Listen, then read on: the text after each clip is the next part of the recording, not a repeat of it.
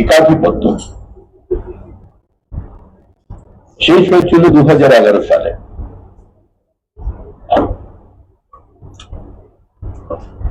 Issue ছিল একটাই, restoration of democracy, গণতন্ত্রের পুনঃপ্রতিষ্ঠা।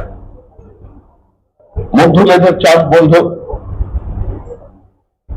মানুষের গণতান্ত্রিক অধিকার গুলোকে বাজেয়াপ্ত করা যাবে না, নির্বাচনকে অবাধ এবং শান্তিপূর্ণ করার লক্ষ্যে, এবং সর্বোপরি কোন গণতান্ত্রিক আন্দোলনকে পুলিশ লাঠি চালিয়ে গুলি চালিয়ে বন্ধ করে দিতে পারবে না, বিরোধী রাজনৈতিক দলের কর্মীদের মিথ্যা মামলায় দীর্ঘদিন আটকে রাখা যাবে না। কার্যত এই প্রতিশ্রুতিগুলি সামনে রেখে ক্ষমতার পর পরিবর্তন করেছিলেন মমতা বন্দ্যোপাধ্যায়, এবং এটা তো অস্বীকার করবার কোথাও কোনো জায়গা নেই যে তথাকথিত পরিবর্তনের যিনি মূল নিয়ামক শক্তি ছিলেন তিনি শ্রীমতী মমতা বন্দ্যোপাধ্যায়। তিনি মানুষকে বিশ্বাস করাতে পেরেছিলেন যে সিপিএম হারতে পারে, সিপিএম কে হারানো যেতে পারে, দিদি থেকে দিদিমা হয়ে যাবে, তাও পশ্চিমবঙ্গের পথ পরিবর্তন হবে না। আমরা একটার পর একটা নির্বাচন দেখেছি। আপনারা যারা সাংবাদিক আছেন, বাংলাদেশ নির্বাচনের বিকেল বেলায় আপনারা বলতেন যে একটি দুটি বিচ্ছিন্ন বোমাবাজির ঘটনা ছাড়া ভোট পর্ব মোটামুটি ছিল শান্তিপূর্ণ। আমরা যারা বিরোধী দল করতাম, আমরা হচ্ছে কংগ্রেস, পরবর্তীকালে তৃণমূল কংগ্রেস, আমরা বলতাম এই শান্তি সবসময় শান্তি। শাসক দলের পক্ষ থেকে অনিলবাবু বলতেন পরাজিতের আর্তনাদ। ওরা যদি বুথে এজেন্ট না দিতে পারে আমাদের বলতেন, আমরা তো আর ওদের জন্য এজেন্ট বসিয়ে দিতে পারি না। বামফ্রন্টের বিকল্প উন্নততর বামফ্রন্ট। কিন্তু তারপরেও 2011 সালে একটা পরিবর্তন হয়েছে। দুর্ভাগ্যের বিষয়, আজকে দীর্ঘ 15 বছর পরে মুখ্যমন্ত্রী মমতা বন্দ্যোপাধ্যায় এবং তৃণমূল কংগ্রেসের সামনে যেটা সবচেয়ে বড় চ্যালেঞ্জ, যেটা সবচেয়ে বড় ন্যারেটিভ, সেটা হচ্ছে রেস্টোরেশন অফ ডেমোক্রেসি। কার্যত এ রাজ্যের সমস্ত গণতান্ত্রিক ব্যবস্থাকে তৃণমূল কংগ্রেস ধ্বংস করেছে। গত 15 বছর সরকার পরিচালনার পরেও তারা পশ্চিমবঙ্গ রাজ্য সরকার তৈরি করতে পারেনি, তারা তৃণমূল সরকার রেখে দিয়েছে। সমস্ত সাংবিধানিক রীতিনীতি, রাজনৈতিক সৌজন্য, সেটাকে এই দল অস্বীকার করেছে। বিধানসভা স্পিকার বলছেন যে রাজ্যপাল যদি বিধানসভায় আসতে চান তাহলে তাকে আগে থেকে জানিয়ে তার অনুমতি নিয়ে আসতে হবে। কলকাতা বিশ্ববিদ্যালয়ের উপাচার্য আচার্যকে বলছেন রাজ্য সরকার চায় না আমি আপনার সঙ্গে দেখা করি, তাই আপনি এখানে কোনো ওয়েলকাম গেস্ট নন। একবার বিমানবাবু বাংলামালায় বাংলা ছেড়ে পালা বলে কি মন্তব্য করেছিলেন এক বিচারপতি সম্পর্কে। কার্যত এ নিয়ে পশ্চিমবঙ্গের রাজনীতি তোলপাড় হয়ে গিয়েছিল। প্রশ্ন তুলেছিলেন, প্রবল সমালোচনার সম্মুখীন হয়েছিলেন তদানীন্তন শাসক দল এবং বিমান। কিন্তু আজকে দেখা যাচ্ছে যে শাসক দলের ছোট থেকে বড় সমস্ত নেতাই কার্যত লোয়ার জুডিশিয়ারিকে নয়, সরাসরি সুপ্রিম কোর্টকে আক্রমণ করছে। একজন সাংসদ, নির্বাচিত জনপ্রতিনিধি এবং আইনজীবী, তিনি কার্যত সুপ্রিম কোর্টের অথরিটি, সুপ্রিম কোর্টের প্রভিটিকে চ্যালেঞ্জ জানিয়ে ফেললেন। রাজ্যের মুখ্যমন্ত্রী একটি সাংবিধানিক সংস্থার কাজকর্মকে কেন্দ্র করে সুপ্রিম কোর্টে গিয়ে কার্যত তিনি জুডিশিয়ারির উপরে পলিটিক্যাল প্রেশারকে মান করার চেষ্টা করলেন, যেটা যে কোনো গণতান্ত্রিক ব্যবস্থার পক্ষে অত্যন্ত বিপজ্জনক। দুর্নীতি আর তৃণমূল কংগ্রেস কার্যত এখানে সমর্থক। যেদিন সরকার আসে সেদিন আমাদের রাজ্যের ঋণের পরিমাণ ছিল 1,92,000 কোটি টাকা। আজকে সেই ঋণের পরিমাণ বেড়ে 7 লক্ষ কোটি টাকা অতিক্রম করেছে। এবার যে অ্যাসেট জেনারেশন বা ক্যাপিটাল এক্সপেন্ডিচার দিনের পর দিন কমেছে। শুধু ডোল পলিটিক্স নয়, ইনঅ্যাডিকুয়েট ডোল পলিটিক্স যদি আমরা অর্থের বিচার করি, কিন্তু তার সঙ্গে সঙ্গে পশ্চিমবঙ্গের যেটা সবচেয়ে বড় প্রয়োজন বৃহৎ শিল্পের, সেটা কার্যত রাজ্যে আর কোনো নতুন রূপে আসতে পারেনি। সিঙ্গুর এবং নন্দীগ্রাম গোটা শিল্প মহলকে দেশে এবং দেশের বাইরে একটা ভুল বার্তা দিয়েছে যে পশ্চিমবঙ্গ কোনো ইনভেস্টমেন্ট ফ্রেন্ডলি স্টেট নয়। একটা শিল্পের বদ্ধ ভূমির উপরে দাঁড়িয়ে যদি কোনো নির্বাচিত জনপ্রতিনিধি, একজন সাংসদ, একজন মন্ত্রী আবির খেলেন এবং ভিক্টরি সাইন দেখান, তাহলে সে রাজ্যে শিল্প আসবে না, এটাই স্বাভাবিক। 15 বছরে ছোট থেকে বড় মিলিয়ে 89,000 কারখানার দরজায় তালা লেগেছে। 1016টা কোম্পানি লিকুইডেশনে আছে।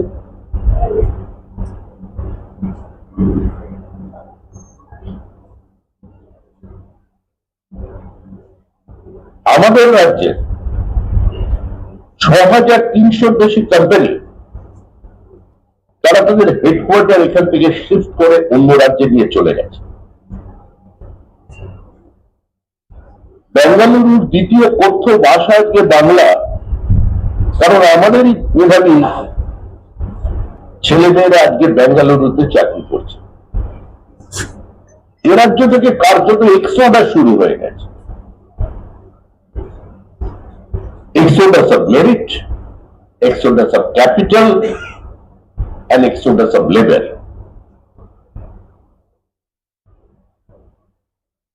সিপিআইএম পর্দা অপারেশন করেছিল। পর্দা অপারেশনের সুফল কুফল নিয়ে অন্য বিতর্ক হতে পারে, কিন্তু এর একটা সদর্থক দিক ছিল যে একটা সামন্ততান্ত্রিক ব্যবস্থাকে ভেঙে ছোট জমির মালিক সেও জমিদারের পাশে দাঁড়িয়ে বলতে পারতো আমিও মালিক। কিন্তু তারপরে এরা যে কোনো কোঅপারেটিভ মুভমেন্ট হয়নি। সেচের আওতায় কৃষি জমিকে আনা দাম জমানোর পর 15 বছরে তৃণমূল কংগ্রেস বড় একটি করে তুলতে পারেনি। Rice board of India Bardhaman, সেখানে একর প্রতি চালের উৎপাদন কমছে। আজকে চাল উৎপাদনে আমরা তৃতীয় স্থানে এসে গেছি। পশ্চিমবঙ্গের কৃষক আত্মহত্যা অন্য রাজ্যের থেকে এই মুহূর্তে বেশি। এই সরকারের ভ্রান্ত নীতি কার্যত আলু চাষীদের চরম সর্বনাশ ডেকে এনেছে। এই মুহূর্তে 60 থেকে 70 টাকা বস্তা, মানে 50 কেজি বস্তা জমিতে বিক্রি হচ্ছে, যেখানে বস্তার দাম 40 টাকা, আলুর দাম তার বাইরে। এরপরে যদি আগামী মৌসুমে আলু চাষিরা আলুরা চাষ করে, আপনাদের সকলকে 100 টাকা কেজি করে বাইরের আলু কিনে খেতে হবে, কারণ এ রাজ্যে আলু চাষিরা চরম সর্বনাশের দিকে এই সরকারের কারণে পৌঁছে গেছে। দল হিসেবে আমরা মনে করি পশ্চিমবঙ্গে আর্থসামাজিক উত্তরণ সম্ভব। উত্তরবঙ্গ থেকে দক্ষিণবঙ্গ পর্যন্ত একটা ইনক্লুসিভ গ্রোথের সম্ভাবনা এ রাজ্যে উজ্জ্বল। একটা ইচ্ছা শক্তির অভাব আছে। একটা রাজনৈতিক দল যদি ঠিক করে নেয় যে তার মূল দর্শন জো জিতা ও সিকান্দার, আর একমাত্র কর্মসূচি বুথে লিড দেওয়া, তাহলে সেই রাজ্যের পরিণতি এটাই হয়। শিক্ষকের চাকরি বিক্রি থেকে শুরু করে তৃণমূল কংগ্রেস এমন কোন সরকারি দপ্তরকে রাখতে পারেনি যার বিরুদ্ধে দুর্নীতির কোন অভিযোগ নেই। মুখ্যমন্ত্রী নিজের দপ্তর সিএমওর গ্রুপ টি স্টাফের রিক্রুটমেন্ট নিয়ে আজকে ময়দানে তাদের দপ্তরের কর্মীরাও ধর্নায় বসেছে। মাদ্রাসা শিক্ষক, সেখানেও দুর্নীতি। কিন্তু আজকে যদি আমরা সামগ্রিকভাবে বিচার করি, আমাদের নদী আছে, আমাদের সমুদ্র তট আছে, আমাদের পোর্ট আছে, আমাদের টাকা আছে, আমাদের মেধা আছে, আমাদের জিওগ্রাফিক্যাল অ্যাডভান্টেজ আছে, আমাদের সঙ্গে অ্যাডজয়নিং দুটো ইমেন্সলি মিনারেল রিচ স্টেট আছে। আমরা পূর্ব ভারতের গেটওয়ে, আমরা 4 ঘন্টায় ফ্লাই করে প্রথম বিশ্বের দরজায় ঢুকে পড়তে পারি। আজকে মেক ইন ইন্ডিয়ার ভারতবর্ষের বিভিন্ন প্রান্তে যদি বাঙালি ছেলেমেয়েরা প্রতিষ্ঠিত হতে পারে, নাসা, ওয়ালমার্ট, গুগল থেকে শুরু করে সর্বত্র যদি বাঙালিরা নিজেদের প্রতিষ্ঠা করতে পারে, পশ্চিমবঙ্গের বাইরের যে কোনো জায়গায় যদি আমাদের এখানকার ছেলেমেয়েরা, এখানে যাদের স্কুলিং হয়েছে, তারা ওখানে গিয়ে কাজ করতে পারে এবং সম্মানের সঙ্গে প্রতিষ্ঠা পেতে পারে, তাহলে সেটা পশ্চিমবঙ্গে সম্ভব নয় কেন? আজকে যদি পশ্চিমবঙ্গের যারা ডায়মন্ডের কাজ করে, পাথর সেটিং বা কাটিং এর, আজকে যদি বাঙালিরা বলে বা পশ্চিমবঙ্গবাসীরা বলে যে আমরা এই কাজ আগামী 10 দিন করব না, তাহলে সুরত, আহমেদাবাদ, মুম্বাইয়ের জার্মান মার্কেট কোলাপস করে যাবে। আজকের পৃথিবীতে কে কোথায় বাড়ি, কে কোথায় বসে আছেন আর তার ফ্যাক্টরি কোথায়, এটা আলোচনার বিষয় নয়। কিন্তু দুর্ভাগ্যের বিষয়, মেদিনীপুরের বিভিন্ন জেলা, তারা সেখানে উপার্জন করছেন, তারা শুধু এখানে সেখানে সম্পদ বৃদ্ধি করছেন তা নয়, তারা স্টেটসে গিয়ে পর্যন্ত বাড়ি কেনার মতো সামর্থ্য তৈরি করতে পেরেছেন। কিন্তু আজকে একটাও এই ধরনের হাব পশ্চিমবঙ্গে তৈরি হয়। কার্যত এখানে judiciary is under threat, total absence of law and order, total anarchy, একটা পলিটিসাইজ অ্যাডমিনিস্ট্রেশন, যেখানে নেতা নেত্রী, পুলিশ, মন্ত্রী মিলেমিশে একাকার হয়ে গেছে। এবং বিশেষ করে সিঙ্গুরের ঘটনা সারা ভারতবর্ষ এবং ভারতবর্ষের শিল্পপতিদের কাছে একটা ভিন্ন বার্তা নিয়ে গেছে। মুখ্যমন্ত্রীর পাশের বিজিবিএস এর মঞ্চে যারা উপস্থিত থেকে বলেন, এত ভালো শিল্পবান্ধব পরিস্থিতি কোনোদিন অতীতে তৈরি হয়নি, তাদের 10 বছরের ব্যালেন্স শিট দেখুন, তারা বিনিয়োগ করছেন উত্তরপ্রদেশে, উত্তরাখণ্ডে, উড়িষ্যায়, গোয়ায় এবং সাম্প্রতিককালে আসামে। আমাদের এখানে যারা পুঁজি তৈরি করেছে, সেটা সাইফন অফ হয়ে অন্য জায়গায় চলে যাচ্ছে। এখানে যদি বৃহৎ শিল্প গঠন করার পরিবেশ না তৈরি করা যায়, তাহলে খুব স্বাভাবিকভাবেই এ রাজ্যের নতুন কোন শিল্প সম্ভাবনার জায়গা নেই। আমরা ম্যানিফেস্টো, আমাদের সংকল্পপত্র প্রকাশ করেছি, সেখানে আমরা প্রান্তিক মানুষের পাশে দাঁড়ানোর চেষ্টা করেছি। সমাজের সর্বস্তরের মানুষের কাছ থেকে তারা সাজেশন নিয়ে আমাদের যে কমিটমেন্ট, সেটা আমরা মানুষের সামনে রেখেছি। এরা যে রাজ্য, অনেকে প্রশ্ন করেছেন এর মধ্যে, যেখানে ডোলের ক্ষেত্রে তো তৃণমূলের থেকে বিজেপি এগিয়ে আছে, কিন্তু রোজগারের ক্ষেত্রে, ইন্ডাস্ট্রির ক্ষেত্রে কেউ কিছু বলেনি।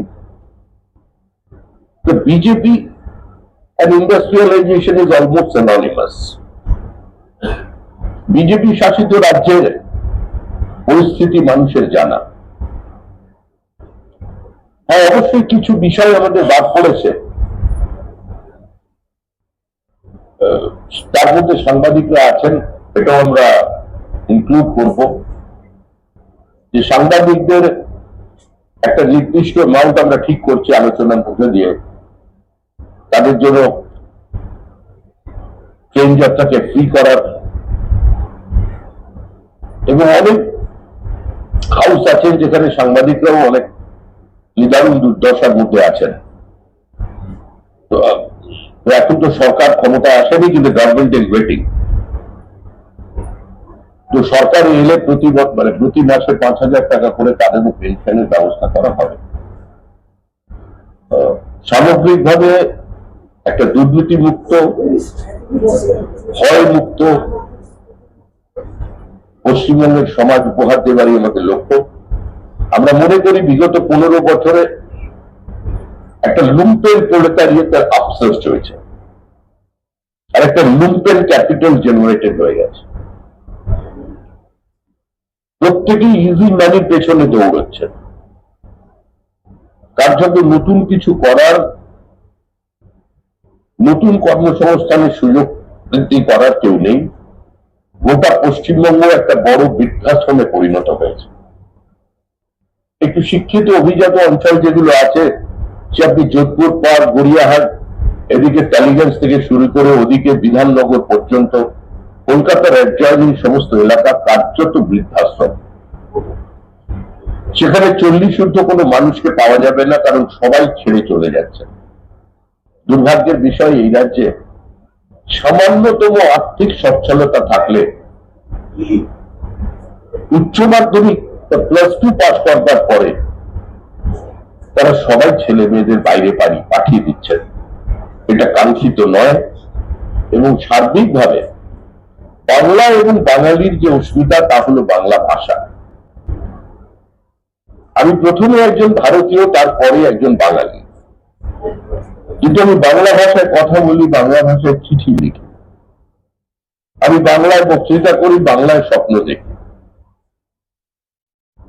আমাদের দেহ মনে রবীন্দ্রনাথের কালে শক্তি চট্টোপাধ্যায় যতটাই প্রভাবিত করে থাকুক না কেন, আমরা রবীন্দ্রনাথকে বলতে পারি। সমরেশ বসু একটা বলেছিলেন যে আমাদের নতুন লেখকদের একটা বড় অসুবিধা হচ্ছে, তারা রবীন্দ্রনাথকে ভালোভাবে পড়েনি, রবীন্দ্রনাথকে ভালোভাবে বোঝেনি।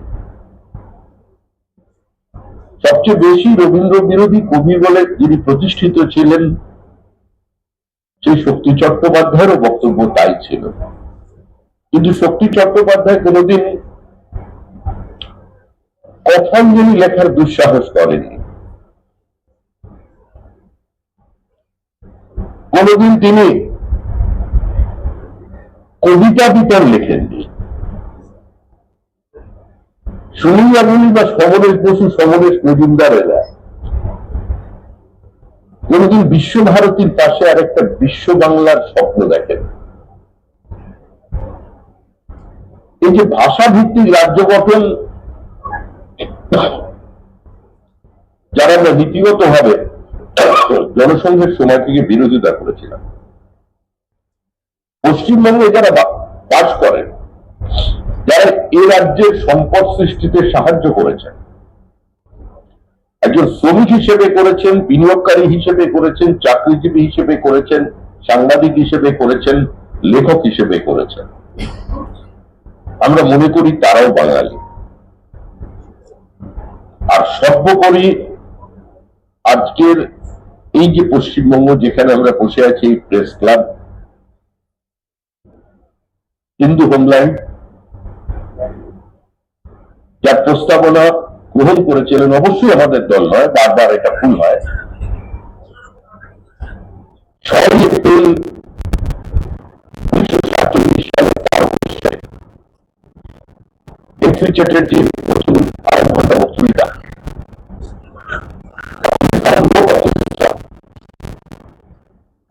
Bengal should be divided for the sake of Bengali Hindus, for the survival of Bengali Hindus. তারা সেখানে সবাই আসে, কংগ্রেসের সমস্ত হিন্দু প্রণব প্রতিনিধিরা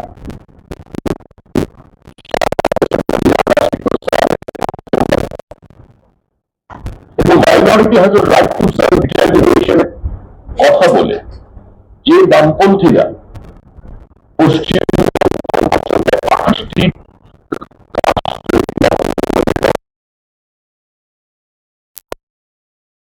বলেছিলেন, যারা গঙ্গার পূর্ব তীর থেকে গোটা বাংলাকে পাকিস্তানে দিয়ে দেবার প্রস্তাব দিয়েছিলেন এবং পিপলস ওয়ার্ড পত্রিকায় ম্যাপ আকারে তার ম্যাপ মানচিত্র প্রকাশ করেছিলেন, সেই পার্টির নেতা রতনলাল ব্রহ্মণ এবং জ্যোতি বসু, তারাও কিন্তু বাইরে বিরোধিতা করে ভিতরে সেদিন ভোট দিয়েছিলেন এবং অবশ্যই নিজেদের ধারাবাহিকতা বজায় রেখে ভোট দিয়ে বেরিয়ে আসার পরে আবার স্লোগানও দিয়েছিলেন, বাংলা ভাগ করলোকে শ্যামাপ্রসাদ আবার।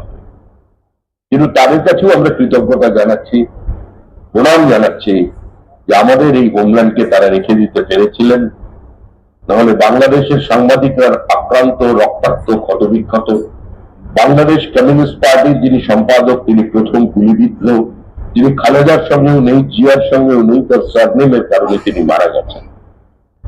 ওখানে যারা মুক্ত মনা মুসলমান আছেন, যারা হিন্দু এক্সোডাসের বিরোধিতা করছেন, যারা বিভিন্ন জায়গায় ধ্বংসাত্মক কার্যকলাপ, বলপূর্বক ধর্ম পরিবর্তন, দর্শন তুলে নিয়ে যাবার বিরোধিতা করছেন, তসলিমার মতো তারাও আক্রান্ত, তারাও রক্তাক্ত এবং তারা নিহত। 1100 পুলিশকে প্রথমে খুন করা হয়েছিল, যার মধ্যে 99% কিন্তু মুসলমান ছিল। অর্থাৎ আজকে পশ্চিমবঙ্গের সামনে যেটা সবচেয়ে বড় চ্যালেঞ্জ, সেটা হচ্ছে রেডিক্যালাইজেশন। এবং এখনো পশ্চিমবঙ্গের জনমন এতে প্রস্তুত হয়েছে বলে আমার জানা নেই। যদি হতো তাহলে যেদিন ফিরহাদ হাকিম খোলাখুলি দাওয়াতে ইসলামের কথা বলেছিলেন, কলকাতার মেয়র হিসেবে কলকাতার মানুষরা রাস্তায় নামতেন। সুশীল সমাজ কার্যত নেই এবং মুখ্যমন্ত্রী মমতা বন্দ্যোপাধ্যায় একটি বিষয় সফল, যে তিনি মেরুদণ্ডটা খুলে নিয়ে ওখানের মধ্যে কোন প্লাস্টিকের পাইপ ঢুকিয়ে দিয়েছেন। কোন প্রতিবাদ নেই। যে প্রগতিশীলেরা কখনো আপনাদের প্রেস ক্লাবে, কখনো আপনাদের বিভিন্ন অনুষ্ঠানে কনক্লেভে গিয়ে এপার বাংলা ওপার বাংলাকে এক করে দেওয়ার কথা বলেন, বাংলা ভাষার কথা বলেন, এবং যারা সবসময় মনে করেন যে সাংস্কৃতিক আদান প্রদানের প্রয়োজন আছে, এই এত ছবি করেছেন প্রসেনজিৎ চট্টোপাধ্যায়, আবার সাম্প্রতিক পদ্মশ্রী পেলেন। গৌতম ঘোষ অনেক ছবি করেছেন, আবার একজন তো মঞ্চে আলো করে থাকছেন জয়া হাসান। এরা কেউ প্রতিবাদ করছেন না। ওখানে শিল্পীরাও যে আক্রান্ত, ওখানে শিল্পীরাও যে রক্তাক্ত, এ নিয়ে কেউ কোনো কথা বলছেন না। কার্যত আমরা বাংলাদেশে যা দেখছি সাম্প্রতিককালে, তার প্রতিধ্বনি এবং প্রতিফলন মুর্শিদাবাদ এবং মালদায় দেখা যাচ্ছে। আমাদের শুধু সীমান্তবর্তী জেলাগুলোর ডেমোগ্রাফি চেঞ্জ হয়নি, পশ্চিমবঙ্গকে প্যাসেজ হিসেবে ব্যবহার করে বনাঞ্চল এবং সীমাঞ্চল বিহার এবং ঝাড়খণ্ডের ডেমোগ্রাফি বদলে দিয়েছে। ইন্টারনাল সিকিউরিটি কম্প্রোমাইজ হচ্ছে পশ্চিমবঙ্গের সঙ্গে। 562 কিলোমিটারের বর্ডার আনফেন্স আছে, কিন্তু সরকার কোনো জমি প্রোভাইড করছে না, বিওপি তৈরি করা যাচ্ছে না।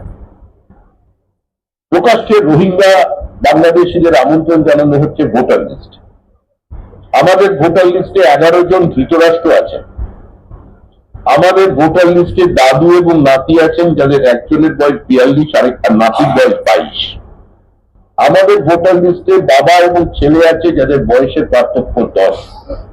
12টি রাজ্যে এসআইআর কোথাও আগুন নেই, ব্লক অফিস ভাঙচুর নেই, বিএলওদের উপর চাপ সৃষ্টি নেই, পথ অবরোধ নেই। কিন্তু আমাদের এখানে হচ্ছে যে কোনো সাংবিধানিক প্রক্রিয়া, কেন্দ্রীয় সরকারের প্রজেক্ট, সোশ্যাল ওয়েলফেয়ার প্রজেক্ট বন্ধ হয়ে গেছে। আমি সাংবাদিকদের কাছে আজকে আপনাদের আমন্ত্রণে এসে একটা আবেদন করছি। 2018 সালে 65 বছরের নিদারুণ প্রচেষ্টার ফলস্বরূপ আজকে অশোকনগর অয়েল ফিল্ডে তেলের সন্ধান পাওয়া গেছে। We are sitting on a hotbed of oil. উত্তর 24 পরগনা এবং রানাঘাট আজকে পুরো দক্ষিণবঙ্গের একটা অংশের আর্থসামাজিক অবস্থাটা বদলে দিতে পারে।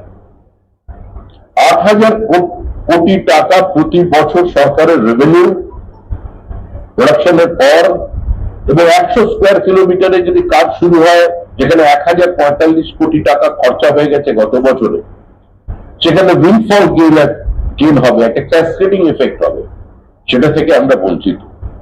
পুরুলিয়ায় রেয়ার আর্থ মিনারেল পাওয়া গেছে, কয়েক লক্ষ কোটি টাকা তার দাম, রাজ্য সরকার পার্টিসিপেট করছে না, তাই সেটাকে অপশনে নিয়ে আসা যাচ্ছে না। ঝাড়গ্রাম বাঁকুড়ায় প্রচুর পরিমাণে ম্যাঙ্গানিজ ওরের সন্ধান পাওয়া গেছে। সেক্ষেত্রেও রাজ্য সরকারের কোনো সহযোগিতা নেই। 43টা রেলের প্রজেক্ট বন্ধ, এখন 61টা হয়েছে। প্রথম নদীর তলা দিয়ে রেলপথ ভারতবর্ষের মধ্যে আমাদের হাওড়ায় বর্তমান নরেন্দ্র মোদীর সরকার করেছেন, কিন্তু হাওড়া থেকে সেক্টর 5 পর্যন্ত তার কানেক্টিভিটি শুধুমাত্র কয়েক মিটারের কাজের জন্য আটকে আছে। চিমনিহাটার কাজে এই কাজটা সম্পূর্ণ করবার জন্য খুব বেশি হলে 48 ঘন্টার প্রয়োজন আছে, কিন্তু শুধুমাত্র ভেন্ডেটা পলিটিক্স এর কারণে আর কেন্দ্রীয় সরকারের সাফল্য মানুষের সামনে না আসবে তার কারণে এটা বন্ধ আছে। পিএম সূর্যঘর প্রকল্প, বিনা পয়সায় আলো জ্বলবে, পাখা চলবে, ফ্রিজ চলবে, টিভি চলবে, সারা ভারতবর্ষে ব্যাপকভাবে ছড়িয়েছে, পশ্চিমবঙ্গে বাস্তবায়িত হয়নি।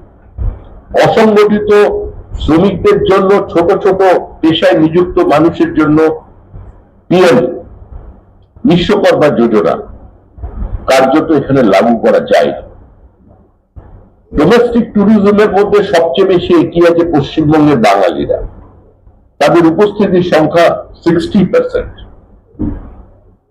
আজকে যদি কেউ বেড়াতে গিয়ে অসুস্থ হন বাইরে কোনো জায়গায়, তাকে হসপিটালে অ্যাডমিশন করানোর জন্য আপনার স্বাস্থ্যসাথী কোনো কাজ করবে না।